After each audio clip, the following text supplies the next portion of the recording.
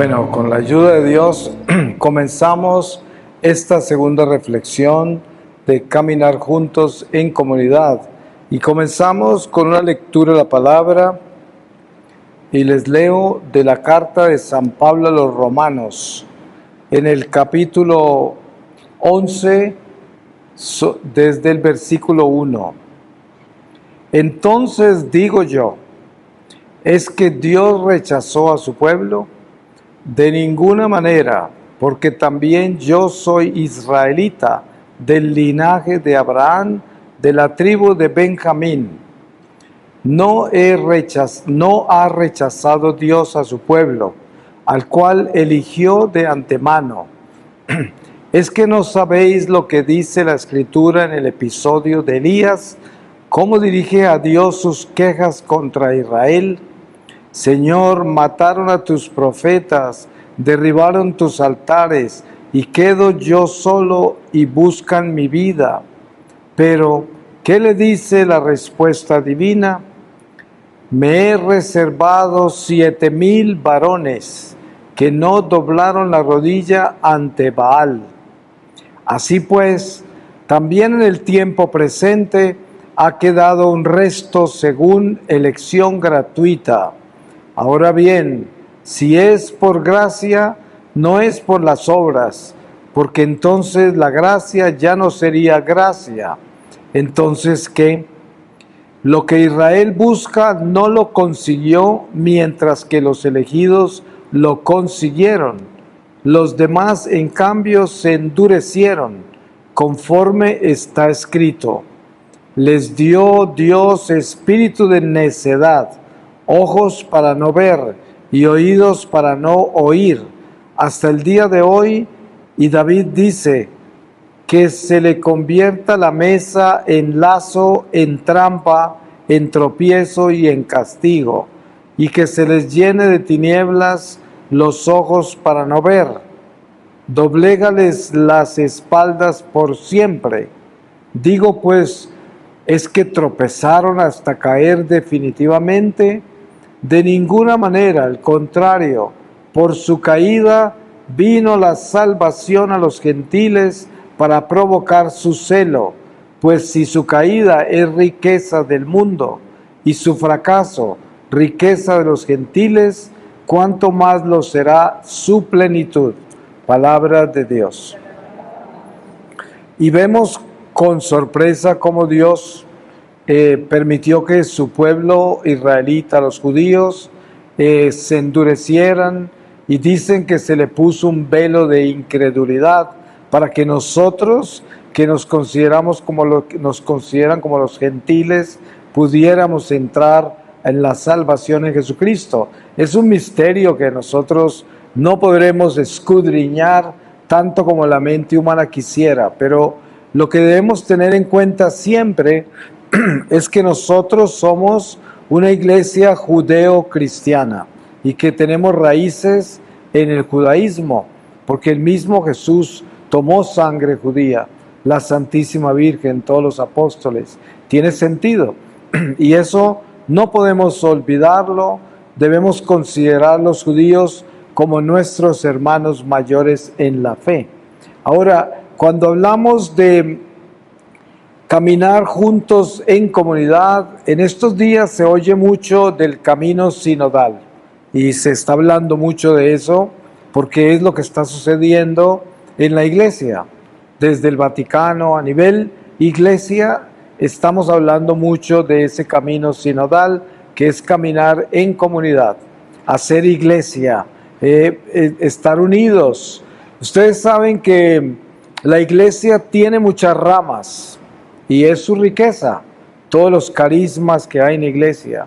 Al mismo tiempo, cuando el ser humano, por su naturaleza caída, tiende a vivir sus tendencias muy humanas y no tiene la unción del amor de Dios, muchas de estas ramas dentro de la iglesia se comportan a veces como sectas y no se comunican con las otras ramas y se vuelven como unas instituciones independientes que parece que no fueran ya de la iglesia, aunque practican la misma religión que nosotros y aparentemente son la misma iglesia, pero están separados porque no comparten con nadie.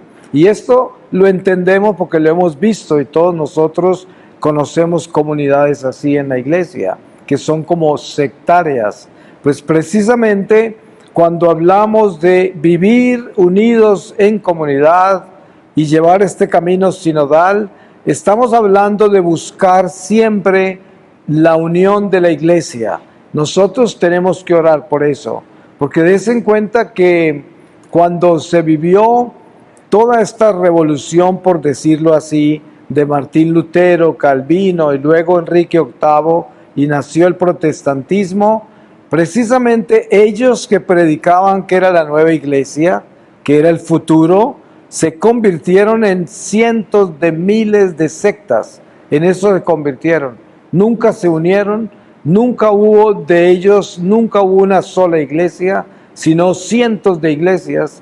Y nos damos cuenta del espíritu de división que comenzó la primera desbandada por medio de Lutero, continuó dividiéndolos, y hasta el sol de hoy esa gente se divide todos los días.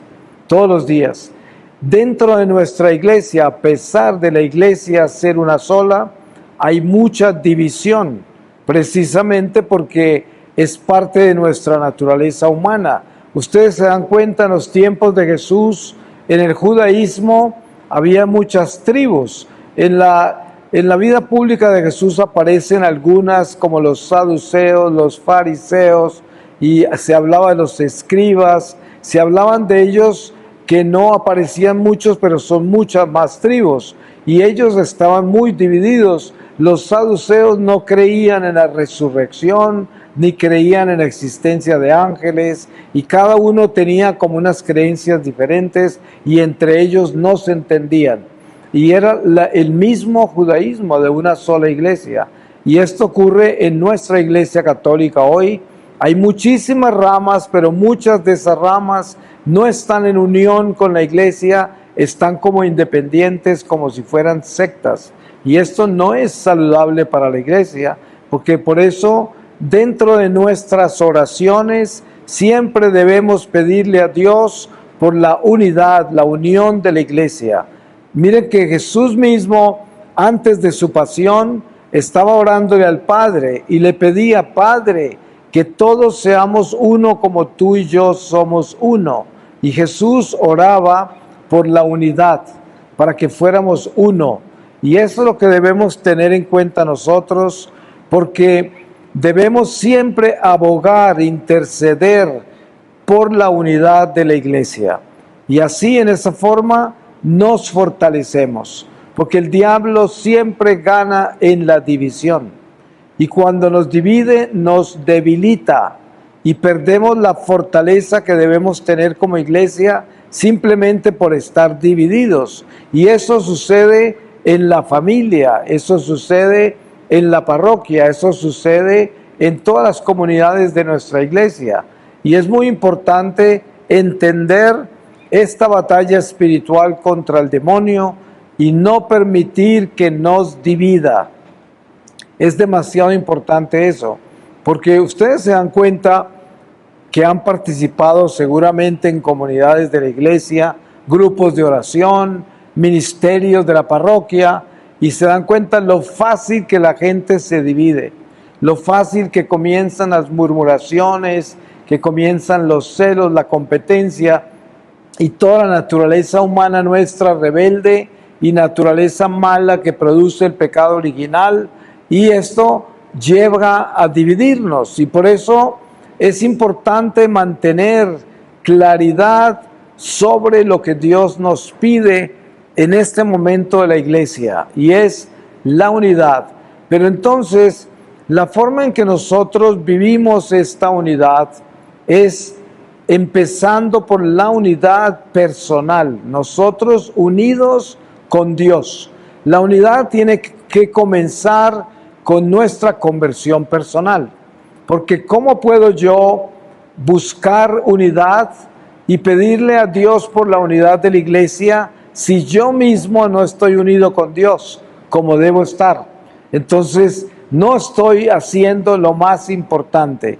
Yo le digo a la gente, hay un ejemplo muy básico.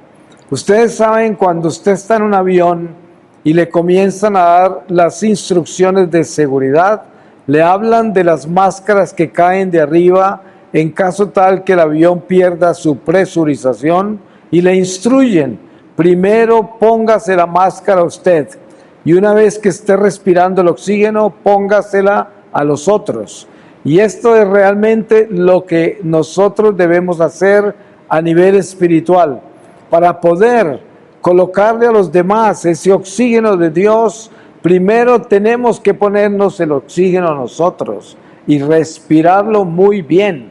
Entonces, cuando estamos buscando la unidad y le estamos pidiendo a Dios la unidad de la iglesia, lo primero que tenemos que hacer nosotros es convertirnos en unidad con Dios, para ser uno con Dios, y en esa forma nuestra intercesión, nuestra oración tiene sentido en Dios porque estamos unidos a Él. Es como cuando hay una persona que fuma y aconseja a los demás a que no fumen. Pues bueno, es una buena intención, pero eso no tiene autoridad moral. Si yo fumaba y dejé de fumar y ahora aconsejo a la gente a que no fume, tengo autoridad moral, porque yo dejé el vicio. Yo lo tuve, conozco lo que es el vicio, lo dejé y ahora que ya no tengo el vicio, le aconsejo a la gente que no lo haga. Eso tiene más autoridad. Y eso es lo que debemos hacer nosotros con relación al pecado, con relación a el sentido de ser uno con Dios, que tiene que ver con nuestra fidelidad, ser fieles. Hay un sentido de la fidelidad que puede servir de un ejemplo perfecto con relación a Dios, y es el esposo fiel. Cuando el esposo es fiel, no tiene que hacer ningún esfuerzo para ser fiel.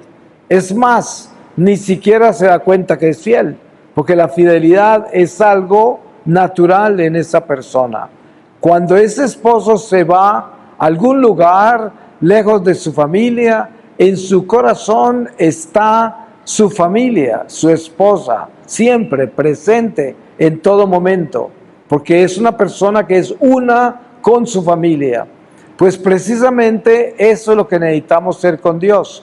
Por eso Jesús dice, mis mandamientos son livianos, mis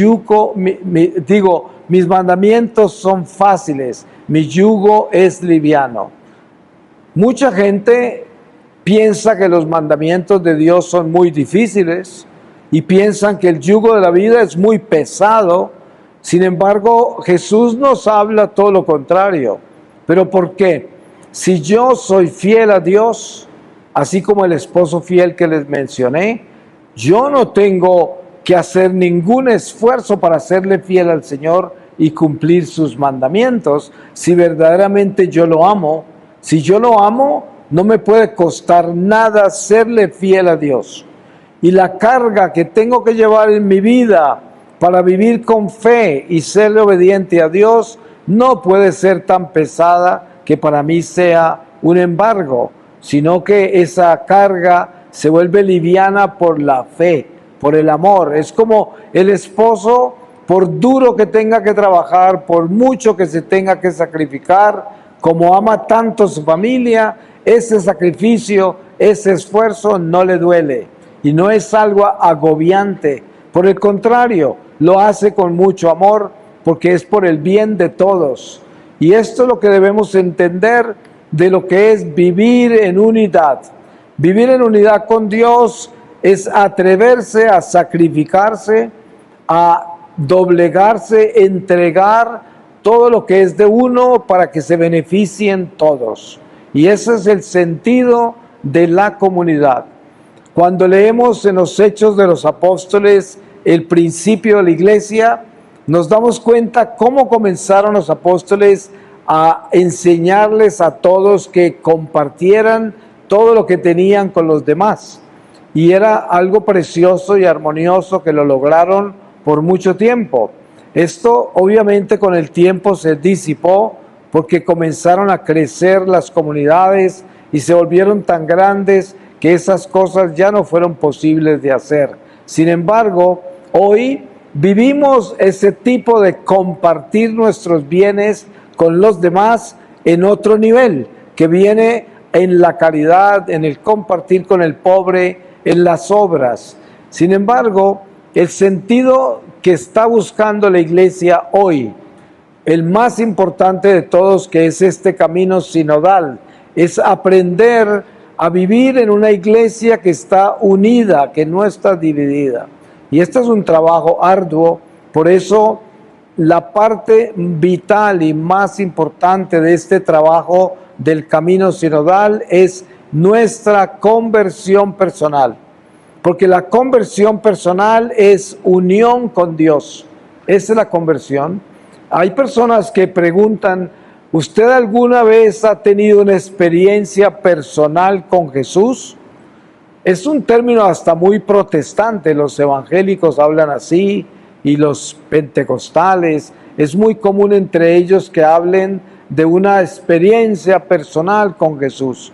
Pero en nuestro lenguaje católico, esto quiere decir una conversión del corazón, que es cuando yo doy un alto en el camino y me puedo examinar y mirar con sinceridad mi vida y darme cuenta qué es lo que tengo que cambiar.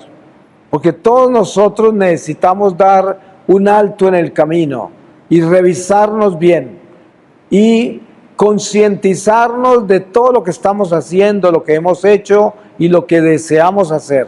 Y de eso sacar una conclusión santa con prudencia, con coherencia y ser tan sinceros que a partir de ese momento comience uno a dar pasos firmes en obediencia a Dios, transformando lo que debe ser transformado hacia Él y dejando a un lado lo que no le pertenece a Dios, lo que nos hace daño, lo que nos separa de Dios y el amor al prójimo.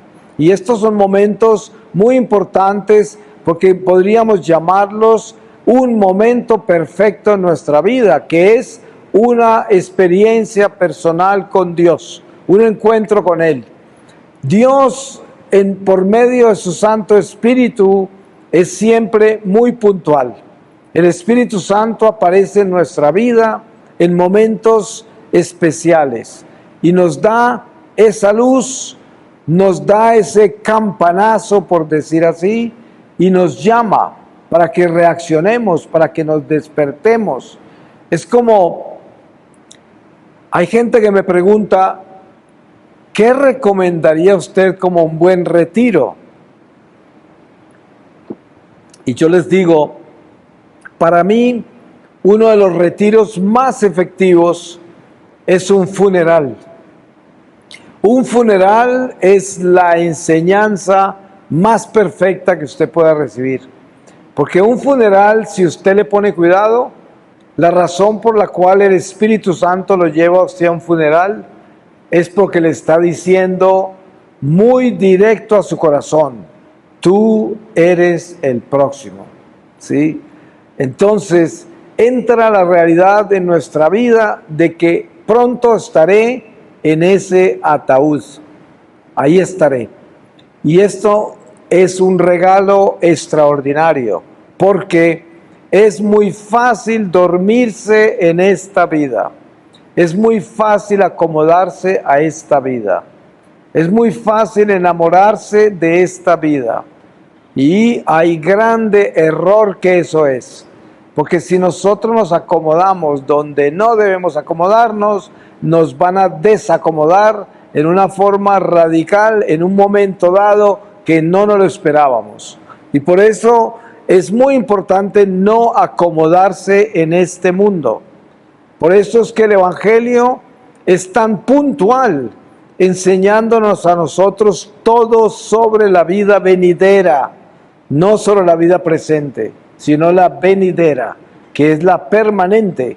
Como dice San Pablo, lo que vemos es lo que va a pasar y lo que no vemos es lo que va a permanecer. Por eso debemos tener puestos los ojos donde permanece, no donde pasa. Y esto se refleja en un funeral. En un funeral hay una persona ahí muerta, usted la mira y se da cuenta que la vida salió de esa persona, ya está sin vida ese cuerpo, pero usted sabe que esa alma continuó, esa alma no terminó ahí, continuó. Así se ha ido al abismo, a los infiernos, continúa en el infierno.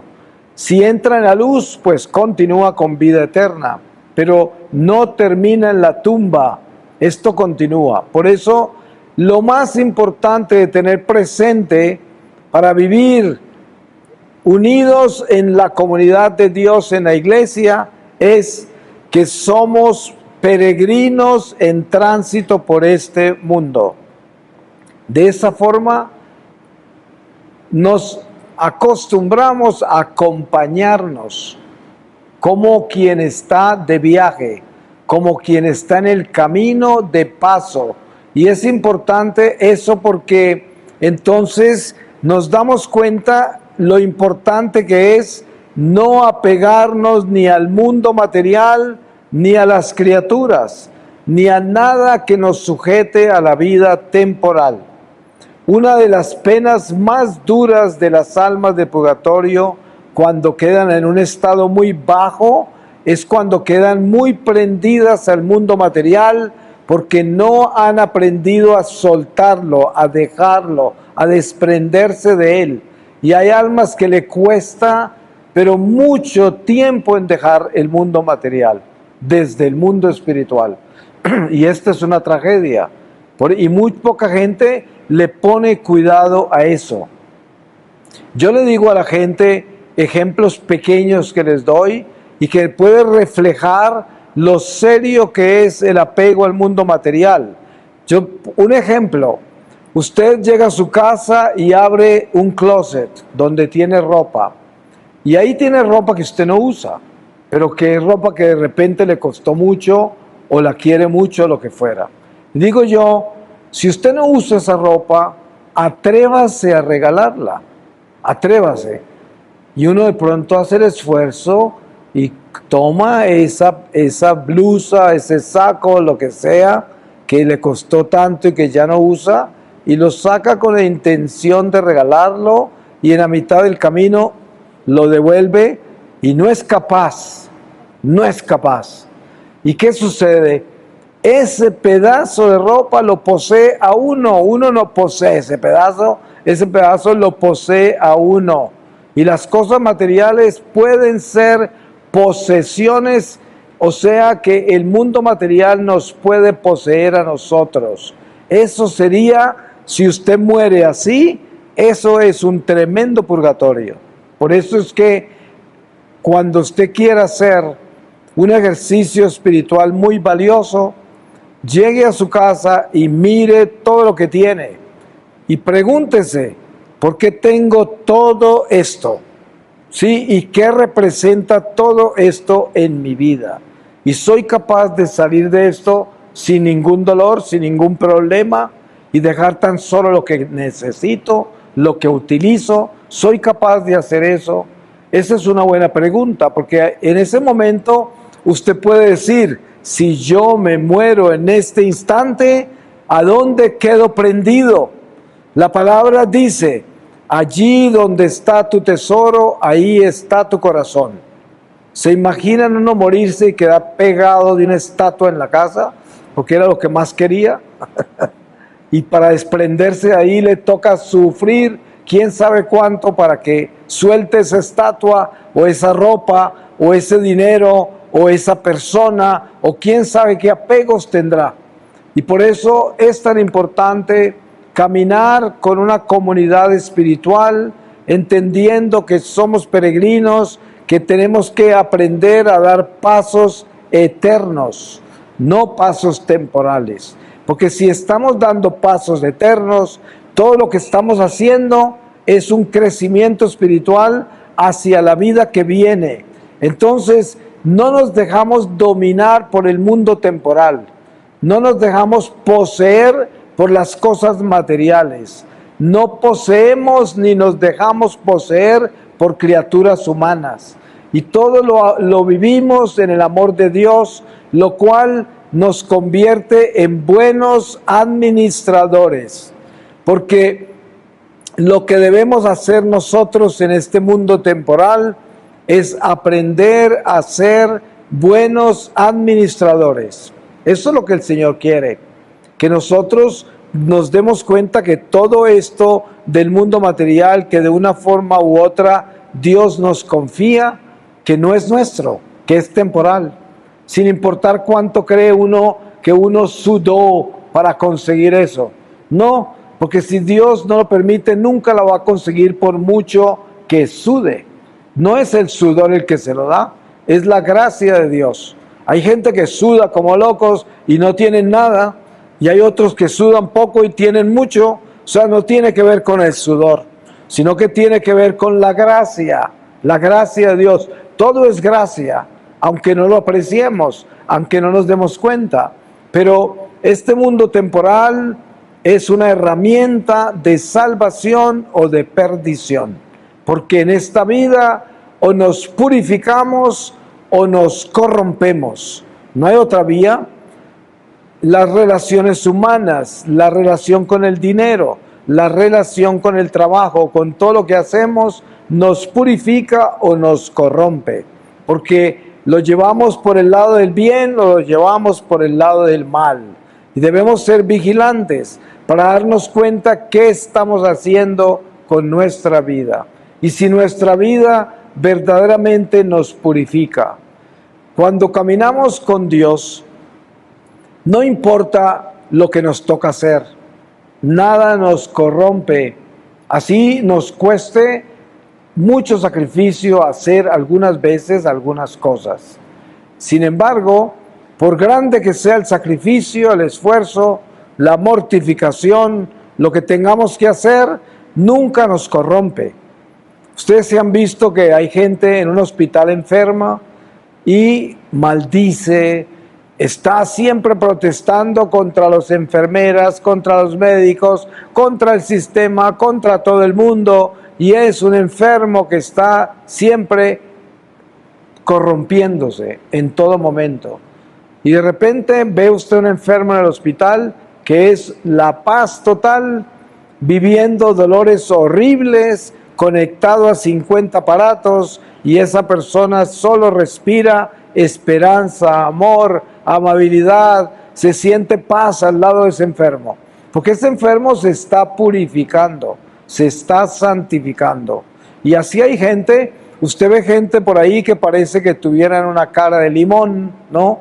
Y otros que traen la sonrisa celestial, unos se están purificando y otros corrompiendo, y por eso hay que tener un cuidado inmenso de asegurarnos que nosotros sabemos lo que es vivir en comunidad.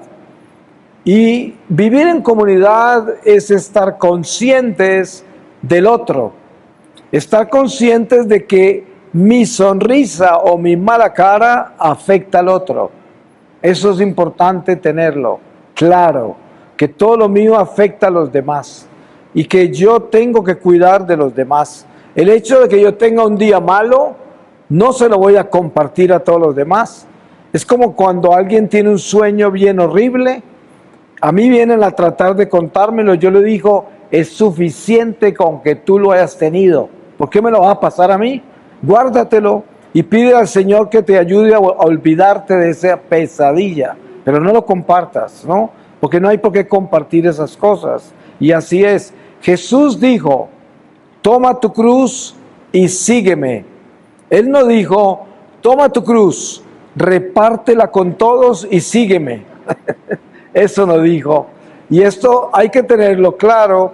Nosotros somos llamados a abrazar esa cruz de la vida con amor, con paciencia, con resignación, para que nos purifique la vida y nunca quejarnos, nunca estar pesimistas y negativos con nada que nos pase en nuestra vida, sino siempre buscarle la luz a todas las cosas, por muy oscuras que parezcan. Es importante tener ese tipo de templanza, de fortaleza, de capacidad de navegar por las aguas turbias de este mundo con la confianza de que estamos navegando derechos hacia el puerto seguro en Jesucristo. Eso es lo importante, sin importar cuán oscura se vuelva la vida, cuán terrible se vuelva el mundo. Eso no nos debe afectar a nosotros, porque nosotros no somos de acá. Si el mundo se está perdiendo, ¿qué vamos a hacer? Nosotros no lo podemos cambiar. No está en nuestra capacidad cambiar este mundo. Este mundo cada día está más perdido. Pero si ustedes leen a San Pablo hace 2000 años, está hablando del mismo mundo que vivimos hoy. Y él dice, un mundo perverso, depravado. Así lo llama hace 2000 años. Eso quiere decir, el mundo nunca ha sido bueno. El mundo siempre ha sido malo. Por eso Jesús dice, el príncipe de este mundo se llama Satanás. Entonces, nosotros no debemos escandalizarnos con lo terrible que es el mundo. Y tampoco debemos pensar que entonces, porque el mundo está tan horrible, entonces es el fin del mundo. No, han habido momentos peores en la humanidad. Siempre que usted mire a la historia, se da cuenta que han habido cosas peores de las que estamos viviendo hoy, tanto en la iglesia como en el mundo. Por eso, estas no son señales de nada. Ustedes saben que en la iglesia hoy tenemos abundancia de terroristas religiosos. ¿Y cuántos seguidores tienen? Da tristeza. A mí me da mucha tristeza de ver tanta gente siguiendo terrorismo religioso. Quieren saber cómo se va a destruir el mundo, en qué momento va a caer el satélite o el cometa, cómo es que va a pasar esto, cómo es el orden mundial, cómo nos van a marcar con la marca de la bestia, esto, aquello. Quieren esconderse por allá en refugios, se quieren escapar. Y yo le digo a la gente, la única guía que tenemos nosotros es el Evangelio. Ustedes en el Evangelio en ninguna parte encontrarán un apóstol escondido, por allá en un refugio con sus amigos. Nunca, siempre los encuentra al frente de la batalla, pescando almas perdidas en el mundo. Para eso nos mandó el Señor, no para que nos escondiéramos ni para que nos fuéramos del mundo. Es más, cuando Jesús oró por nosotros ante el Padre Celestial, antes de la pasión, decía, Padre, yo no te pido que los saques del mundo, porque ellos no son del mundo como yo no soy del mundo. Te pido que los protejas del maligno.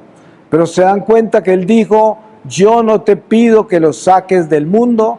Así de que cuando venga alguien a decirles a ustedes que tenemos que ir a escondernos, eso no viene de Dios, porque eso ustedes no lo encontrarán en ninguna parte del Evangelio. Y si no está en el Evangelio, olvídense que eso no viene de Dios. No viene. Y además, el terrorismo de los últimos tiempos. ¿Por qué razón nos debe preocupar eso a nosotros? Porque el mismo Señor nos enseñó a cada día con su afán. Ustedes no se preocupen del futuro, porque si me tienen a mí, ¿de qué se van a preocupar? Lo único que debemos tener como preocupación nosotros es el pecado. A eso le debemos temer. Pero si nosotros vivimos en gracia de Dios, todos los días estamos listos para encontrar al Señor. Y no tenemos por qué estar preocupados de cuándo se va a acabar el mundo. ¿Qué importa? Eso no cambia nuestra realidad. Si el mundo se acaba hoy o mañana, eso no tiene por qué preocuparme a mí. Eso no es mi asunto, para nada, ni debe ser mi curiosidad. La forma de caminar en comunidad es caminando con la confianza absoluta de que Dios está con nosotros todo el tiempo si les somos fieles. Y si les somos fieles, sus promesas se cumplirán, que es la promesa de vida eterna. Por eso es que si nosotros supiéramos de verdad lo que Jesús nos tiene preparados al final de esta vida, si le somos fieles, pasaríamos el resto de nuestra vida de rodillas, porque ningún sufrimiento en nuestra vida se compara con la gracia que nos espera al final. Entonces, nada nos asustaría, nada nos preocuparía, porque sabemos que viene la gloria de Dios. Y hacia eso es que debemos navegar.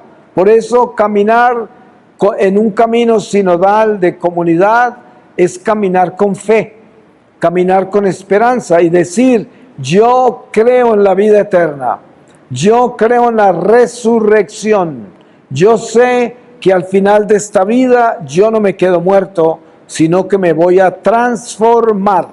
Es demasiado importante tener eso claro, porque miren, ustedes han oído hablar de la comunión de los santos. La comunión de los santos es la unión de todo el cuerpo místico de Dios, que es la iglesia. Nosotros nos unimos en oración con las almas del purgatorio y con todos los espíritus de Dios en el cielo. Y en esa unión se conoce como la comunión de los santos. Y unidos oramos por las intenciones del Espíritu Santo, que es quien gobierna la batalla espiritual en este mundo durante la economía de la salvación hasta que regrese el Señor. Y esta batalla es un camino, porque es el camino sinodal, que es la comunidad de Dios, que camina unida, y la que camina unida entra unida a la gloria de Dios. Por eso debemos estar seguros de que nosotros somos unidad, que estamos caminando con Dios de verdad.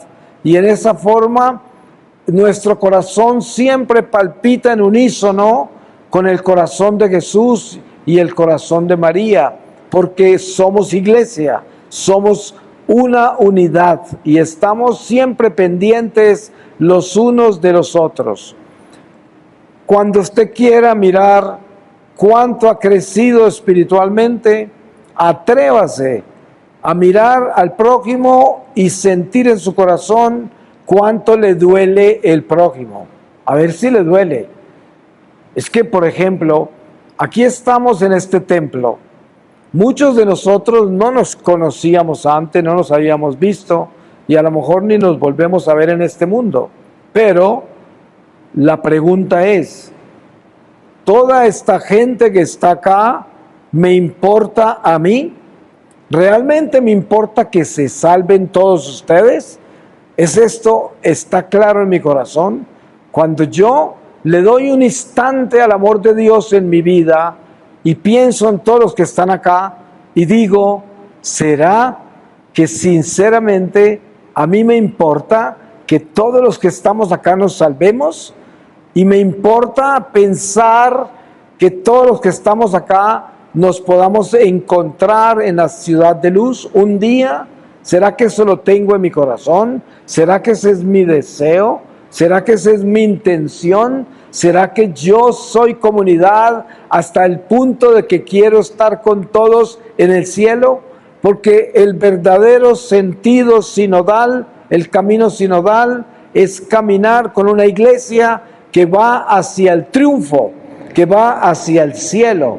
Una iglesia que desea que todos nos salvemos. Y entonces, cada que nos encontramos como estamos hoy acá, estamos deseando profundamente en el corazón que todos nos salvemos, que todos lleguemos a la gloria de Dios, que todos lleguemos a contemplar el rostro de Dios en la eternidad. ¿Se pueden imaginar qué más grande deseo podemos tener los unos de los otros? Es lo importante. Ese es el camino sinodal, ese es vivir en comunidad, unidos en comunidad, es desear lo mejor y lo más grande para cada uno de nosotros. ¿Y qué puede haber más grande en la vida nuestra que desearnos la salvación eterna? Que desearnos que todos nosotros podamos llegar a esa ciudad de luz, que lleguemos a nuestro destino y podamos encontrarnos allá en la gloria eterna de Dios. Eso debe estar muy claro en nuestro corazón. Porque si no tenemos ese tipo de sentimientos, entonces todavía no conocemos lo que es vivir en comunidad.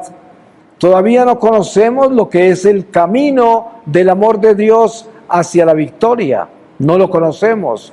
Y eso hay que corregirlo. Porque si no está claro en nuestro corazón, lo debemos organizar. Porque esas cosas se tienen que hacer para poder crecer espiritualmente. De lo contrario, estamos estancados en el egoísmo. Estamos estancados en una isla, estamos separados de los demás. Porque si a mí no me importa la salvación de los demás, entonces yo soy una isla. Yo no soy unidad, yo no soy comunidad, yo no estoy en unísono con el corazón del Señor en la iglesia, yo estoy independiente. Por eso, cuando la gente me pregunta a mí sobre todas estas estrellas que hay en iglesia hoy en internet, los youtubers y los famosos curas famosos y predicadores famosos y todo, yo siempre digo a la gente, la clave más importante por donde se empieza es asegurarnos que esas personas tan famosas no sean ruedas sueltas. Hay muchos que tienen su propia iglesia, porque no están encardinados a ninguna diócesis, no pertenecen a ningún obispo y tienen su propio apostolado. Nadie sabe a qué pertenecen ni a dónde pertenecen, pero tienen miles de seguidores y la gente no se percata de darse cuenta esa gente a dónde pertenece y si verdaderamente pertenece a algún lado de la iglesia, por el hecho de ser sacerdote o de ser religioso o de ser laico. Eso no quiere decir nada, porque si uno no está en obediencia particular a la iglesia en una forma exactamente disciplinada, no pertenece a la iglesia realmente. Y esto es importante tenerlo claro de lo que es vivir en comunidad. El primer sentido verdadero de lo que es vivir en comunidad es la obediencia a la iglesia.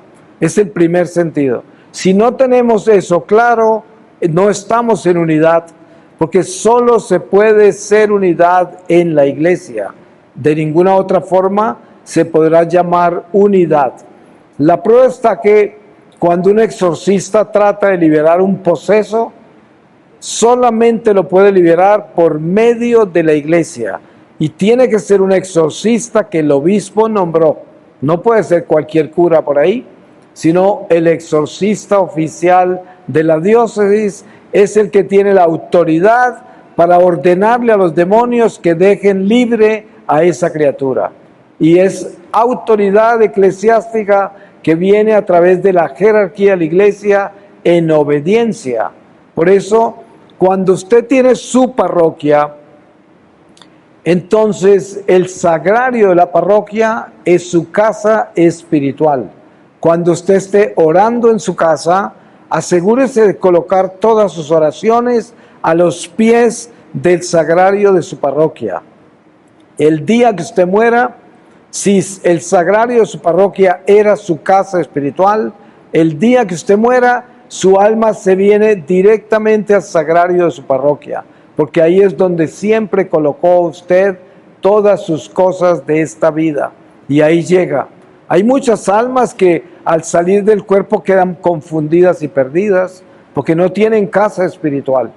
Pero cuando usted tiene su hogar espiritual, su casa espiritual, como dice la palabra, ahí donde está tu tesoro, ahí está tu corazón.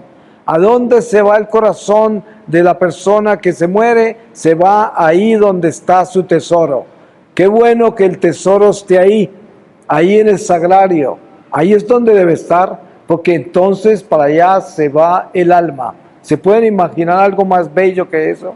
Que podamos llegar al sagrario cuando muere. Y muchas almas llegan ahí. Seguramente que en este momento que no podemos ver nosotros, hay almas llegando a este sagrario, con seguridad. Y no estamos exagerando, es la verdad. Hay almas acá, ahí, al lado del Señor. Entonces, pidámosle a Dios que nos dé este sentido de comunidad, de unidad, y que busquemos, oremos, intercedamos por la unidad y sobre todo por la unidad nuestra con Dios, que empiece en casa. Como dice el dicho, la caridad comienza en casa. Por eso le pedimos al Señor eso. Voy a terminar con una lectura del libro del Apocalipsis. En el capítulo 7, desde el versículo 1, dice: la gran multitud de los salvados. Después de esto vi a 4 ángeles de pie sobre los 4 ángulos de la tierra, que retenían los 4 vientos de la tierra, para que no soplara el viento ni sobre la tierra, ni sobre el mar, ni sobre árbol alguno. Y vi a otro ángel que subía del oriente y llevaba el sello de Dios vivo. Con voz fuerte gritó a los 4 ángeles a los que se les había encargado hacer daño a la tierra y al mar, diciéndoles: no hagáis daño a la tierra, ni al mar, ni a los árboles, hasta que hayamos sellado en la frente a los siervos de nuestro Dios. Y oí el número de los sellados, 144,000 sellados de todas las tribus de los hijos de Israel. De la tribu de Judá, 12,000 sellados. De la tribu de Rubén, 12,000. De la tribu de Gad, 12,000. De la tribu de Aser, 12,000. De la tribu de Neftalí, 12,000. De la tribu de Manasés, 12,000. De la tribu de Simeón, 12,000. De la tribu de Leví, 12,000. De la tribu de Isaacar, 12,000. De la tribu de Zabulón, 12,000. De la tribu de José, 12,000. De la tribu de Benjamín, 12,000.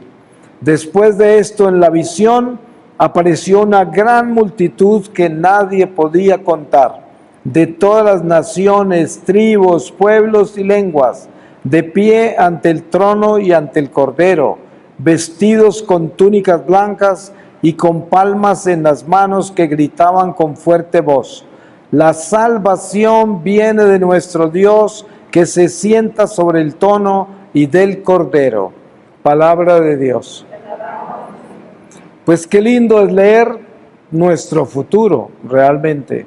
Y cuando oímos los que están sellados, después oímos de esa gran multitud en las que estamos incluidos nosotros, si nos portamos bien. Que el Señor nos bendiga y nos proteja y haga de nosotros un camino sinodal de verdad que nos lleve a la gloria eterna. Amén.